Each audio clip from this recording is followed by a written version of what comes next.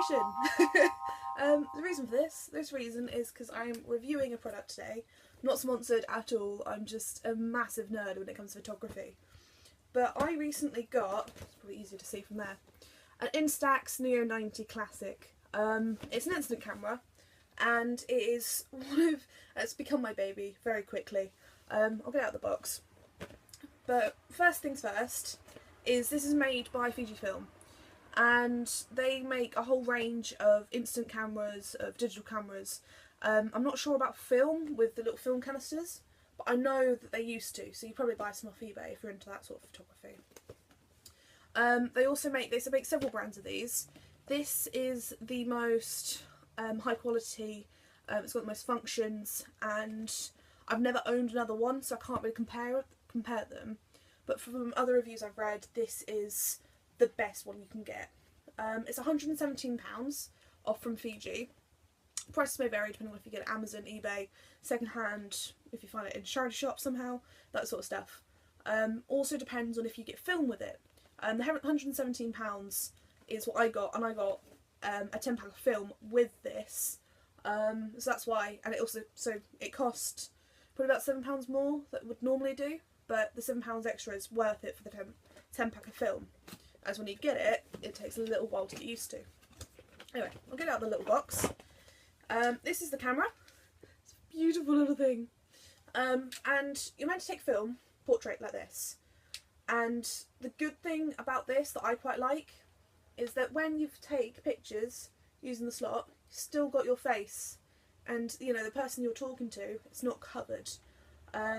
Which I quite like. Whereas if you take it like that, you're covering up your face quite a bit, and the person might not hear you talk. But I guess you could always take it from that angle, but from this angle you've got to account a lot more for where the shutter is. If you're not used to instant photography, this isn't the best camera to start off with. And I'm saying this in hindsight because this is my first instant camera. And with instant photography, it's not like digital, where this part accounts for what the shutter's seeing. That's a digital camera, it will account for what that's seeing. Bada bing, bada boom, you're done. But with these you've got to angle it slightly. So if you're viewing from here, you've got to make it so your viewing point is slightly more off-centred. So this is then centred. But with this one it's not too bad. With the lower models I've heard that you have got to account for it a lot more. But this is quite good. Regards to that, there's not much of a difference, which is really nice. Let's start with what comes in the box. So in the box, you get your camera obviously. You get a really, really nice leather strap, which can just go around your neck. And something I wasn't quite expecting is this camera doesn't take AA batteries, doesn't take AAA. If I can get it out from my camera, it takes a lithium battery. Here, I don't know if you can see that. And this is rechargeable. And in the box, you get a charger for it. You plonk this into the charger. You plug it in, and you can charge battery. You only get the one battery though, so if you're going to be using this as regularly as what I probably do, and I probably take quite a few pictures a day on this thing, not good ones mind, just silly ones, it's probably good just to charge it up. I've only had to charge it up for about an hour so far, and that fully charged it. I'm not too sure, it might differ between batteries. I'm not a lithium battery expert. But from what I can tell so far, it's a pretty decent battery. So let's actually go on to the camera. So with this camera, and why it differs so much to others, is you turn it on from here. That's not the difference. Oh, that makes me so happy. Is the little mode buttons that you get. So this little flower is macro mode. Press that. It's anything between 30 centimetres to, I believe, 60 centimetres. So in that distance, so if you're taking selfies, I haven't had much luck with selfies, but I'll get onto that in a bit. If you're taking selfies, if you're taking pictures of flowers, of food, anything like that, macro mode definitely is a must to do that. You also get an L and a D. So if you're taking something of a light place, you press it twice. I'll see if I can get you guys to see. press it twice, and it comes up with, oh, 3 times, sorry, and it comes up with a D. And that makes the image slightly darker to account for how light it is. If you press it once, it comes up with an L, makes the photo a bit lighter. Press it 3 times, you get L+, so even brighter, but there's no D+ to make it even darker. So that's quite useful. So if you're in this sort of lighting, you wouldn't change it. But if you're taking a photo at night time, have the L onto a plus to account for how dark it is. You've also got a timer on there, so if you want to take a photo of yourself, put it on a tripod, press that for 10 seconds, run into position, take a picture. I'm pretty sure we all know how to use that. Now with this one, the reason I bought this, and if you're a photographer, you probably know what I'm about to talk about, is flash. With the other models, you don't really have a choice on flash. It always goes off. It always, no matter what the brightness setting is. And that can be incredibly annoying. But with this, you have the option of it to adjust the flash, which is normal mode. So you don't press it, it turns on the flash whether you want it to or not. You've also got the choice of to have flash on definitely. You've got the choice of having it to remove red eye, which you'll press it twice and it comes up with a little eye in the top of the flash. Press it again and it comes up with no flash, so you can actually turn the flash off, which is incredible. I'm really glad they implemented that feature because there are so many times flash isn't necessary, so close-up shots in this sort of light, so room sort of light. But also I like the fact that you can have it definitely on, so if you're taking nighttime footage, again, it's brilliant for that, or if you're at a party. Now there's another button, which is this mode setting here. If you press that once, you've got portrait setting, so the camera then adjusts to taking pictures of people. You've got, which is kind of self-explanatory from that icon, you've got the kid who seems to be shouting. That's kid mode, so if something's going on fast, if something is happening quite quickly, for example kids running around, you turn on kid mode, it accounts for that. The next setting is pictures of mountains. It's pretty obvious what that one is. That is for taking landscape, because obviously this camera is meant to be used for portrait, but for this, landscape. Also, a side note, you've got 2 shutter buttons on this camera. So that shutter button there is to be taken for this angle, and then you've got a landscape button just there, which can be used for landscape, which I thought was really cool. Instead of having your hand crooked over there and being really awkward, it's quite nice, it's quite there. Take a picture, done. And then another mode you've got in this, which I love, and I'll get to it in a second when I show you the shots that I've got so far, is the 2 boxes over each other. That's for double exposure, which is another reason why I bought this camera. Bit more artsy, bit more out there, and I've not actually seen it on another instant camera. But when you take a photo, for example this is the film, you'll take a picture and the film will stay there. And normally the film would come right out the top, take it out. But with double exposure mode, the film stays there after you've taken a picture. So you take one picture, stays on there, and you take another, and then it will come out. And you have 2 photos on one, which I thought was a really, really cool feature. And then you've got a B. Not too sure what the B stands for yet. Not going to be completely honest with you. I think the B is just more defined images. Again, I'm still getting used to this thing. If you're really, really interested in getting one of these cameras, look up in-depth analysis of what all the buttons do. I'm just talking from someone who's had the camera for a few days now, and kind of giving my review. God damn it.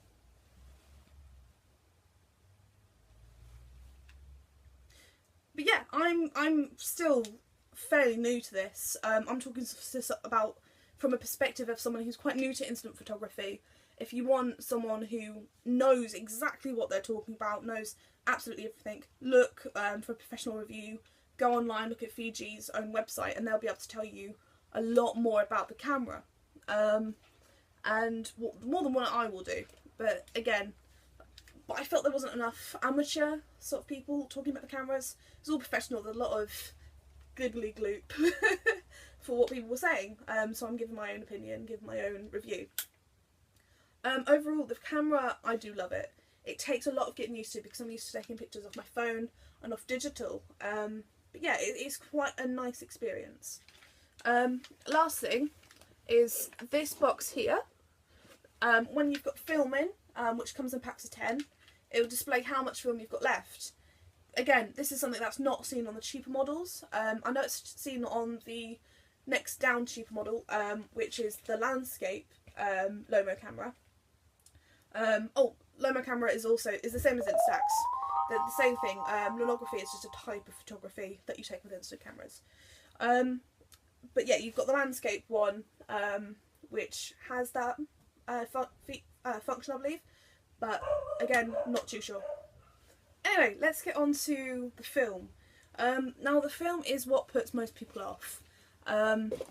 It does cost money. It costs quite a lot of money, to be fair. I get them partially for free / massive discount because I work in a photo lab. But with this camera, I highly recommend getting Instax film. This is film from Fiji. It's the film that's most widely used by all film cameras. It comes in little silver packets like this, and so this pack would normally cost £14.30 to get 20 shots. It's a lot. I know it's a lot, but if you're someone like me and you love photography and really want to get involved with photography, going back to these cameras makes you get to know your camera. It makes you get to appreciate digital photography so much more. And when it comes back to digital photography, you think about your shots, you think about your framing, you think about everything, because you're used to having one shot and you're done. With these cameras, they're very, very unforgiving with their shots. They're lovable things. Once you get used to it, it's really, really nice. But it's good to get these cameras if you're starting out, or if you've solely only ever used digital. These are great. Get you back to basics. But yeah, the film is quite expensive. So the pricing I'm looking at is from Amazon. It's £14.30, pack of 20. But if you buy in bulk, it gets cheaper, if that makes sense. So the more you buy, the cheaper each pack will get. You can also get different sorts of film. So instead of getting the white borders, you can get spots, you can get stripes, you can get rainbows. You can get film specifically for monochrome. Monochrome being black and white images, which is really quite cool. I haven't got any of those yet. Hopefully for Christmas. But those are a bit more expensive because they're different types of film. And they're still made by Instax, but I know you can get them discounted off other stores. If you look on instantphotography.com, I believe. Don't quote me on that. I'll put a link in the description for the website that I know you can get a couple of pounds cheaper. Not much cheaper, but it's still cheaper. So yeah, the film's good. You know, if you want to get back to basics, been doing film for a long time, or if you're just a hipster, they're brilliant for that. Now, into the actual shots. If you go onto my Instagram, Seed Photography, you will see some other shots that I've taken that I took at a youth party last night with this camera. I haven't got them because I gave them as a gift to the leader of that youth group. But I've got a few of the first ever shots that I took with this camera. So the first one I'm going to do is this one. I didn't realise I was taking a picture. So that's why I look a little bit more surprised than what I should do. So that was an accidental photo. The reason why that was an accident is because I didn't realise there was a button here. I was fiddling around, I pressed the shutter button, you know, and I took a picture by accident. So, but if you can see on that, the flash wasn't needed in that picture, which led to my face being very overexposed. Wasn't a good quality picture. Now, I want to show you some of the double exposures that I took. This was the first double exposure. Most of these will be first time pictures, so they're not going to be best. Again, I'm reviewing this from an amateur perspective, and they're not going to be the best pictures in the world. They're not going to be like the one on these fancy boxes, but at the same time it will give you an insight into how normal people will take these pictures. So this is the double exposure. It's a picture of a boot that we used to put our Christmas tree on, and a little stocking, if you can see that. It's a bit of a mishmash because I didn't really frame it right, but it's quite a nice effect. One of the effects that I want to get is taking a picture of my hand against like a clear sky or a clear background, and then taking a picture of like some flowers, something quite decorative, which will hopefully either make my hand a different colour, or the sky a different colour, or the background a different colour, different pattern, which would be quite cool. I think that'd be quite cool. Haven't taken a picture of that just yet, but I want to do it. This is a picture of my fireplace at home. I should have made this darker because the room was quite light, so if I had given this a darker setting, it would have been quite nice. This was taken on flash and just a normal setting, so it had no modes to it, which was quite interesting. I think, here we go, evolution of the selfie, everybody. This was the first selfie I took with the camera. This was in a normal setting, there was no flash, and it was very blurry. I didn't have macro mode on for this one. Now, this is the reason why I said macro mode for selfies, because the selfie is very, very blurry, and that's because the camera's not in focus. So that was the first selfie I took. Then we get to this one. This is with the flash and with macro mode on. This was with the red eye flash. Not quite sure what happened with my eye there. Might be because I'd shook it or I bent it or something. But with this one, the flash was too much. If I hadn't have had the flash on, or if I didn't have it on the no red eye mode, I think it would have come out a lot better, and might have not have doubly exposed my face. And then this is my face without flash. And with the darkness setting on, I was like, right, my picture face is coming out too bright, I'm going to put the darkness setting on. And that's how it came out. It wasn't brilliant. Now, this is the last one I took. It's kind of grown on me. It's not the perfect selfie, it's not how you see my face now, but it's this one. And I've uploaded this to my Instagram account now, but I quite like the effect. Because that little part there is from my fairy lights that I have around my room. So that was to be expected. And with that one, it was taken on without flash, macro mode, and on one light setting. So the first button, when you press the D button, it's the first one that came on. I quite like it. It's grown on me. I haven't perfected the art of taking a selfie with the camera. I think I'm too close to my face, because for all of them I was about here, back here actually, which isn't 30 centimetres away. I should have probably been at arm's length to get the right picture. So I'm going to keep experimenting, keep doing all of that. But that's the beauty of instant cameras. It's about experimenting, and it's about having that enjoyment and having that sort of toddler-like feeling of photography again. You know, when I first did digital, this was how most of my shots came out. A lot of my shots didn't come out correctly, and they didn't come out perfect. And it's quite nice to get back to that sort of exploration, instead of, oh, I know how to take a picture of a rock, I know how to take a picture of the sea, because that's what most of my pictures are of shells, rocks and sea. But with the instant camera, it gives you a massive perspective of how to take pictures differently. It makes you think, it makes you want to do something more with them. And I think when I switch back to digital, probably after Christmas is when I'll go back to it. When I've used up all the film that I've got for it at the moment. I've gone through about 20 shots, 10 last night, and there's a few here. And there's, I don't know how many there is here. There's probably about a film worth there. It's just nice, you know, and once I've gotten through all that film, I'll go back to digital and just see how my digital's improved, or not improved whatsoever, probably got worse. But it'd be nice, and I'm going to probably show off all my pictures later on, and yeah. Anyway, now for my criticisms of the camera. The camera is amazing. That's not really much of a criticism, but the camera coming in the box, I wish it came with a case, or there was an option for me to buy it with a case, even if it was just a cheap, you know, plastic one, because I feel like I'm going to break it. I'm a klutz. I trip over the stairs and break stuff all the time. And because the camera, I mean, it's a solid plastic, it's not made out of metal, I just feel like I'm going to dent it, I feel like I'm going to break it. So I wish there was some sort of protection that I could buy with the camera, and there was an option to, just like there's an option to buy the film.